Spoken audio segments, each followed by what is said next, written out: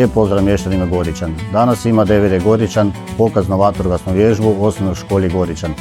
Sudjelovat će javna vatrogasna postrojba Čakovca i dobrovoljno vatrogasno društvo Donji Kraljevec. Lijep pozdrav svima.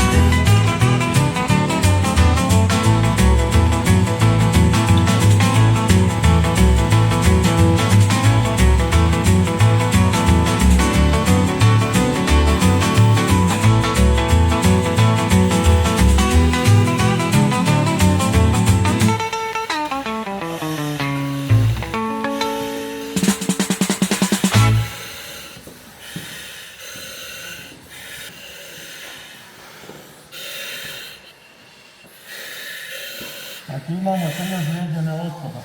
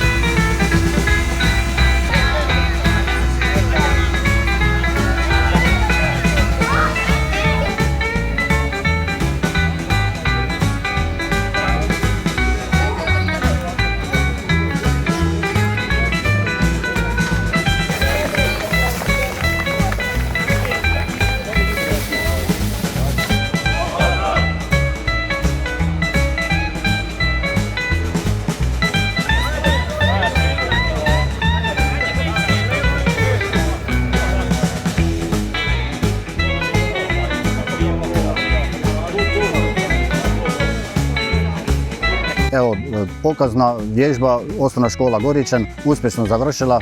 Zahvaljujem se javnom vatrogasnom postrojbi Čakovca, dobrovoljno vatrogasno društvo Donji Kraljevec, našim učenicima, djelatnicima i nastavnicima osnovne škole Goričan i naravno našim vatrogascima DVD Goričan. Pozdrav svima!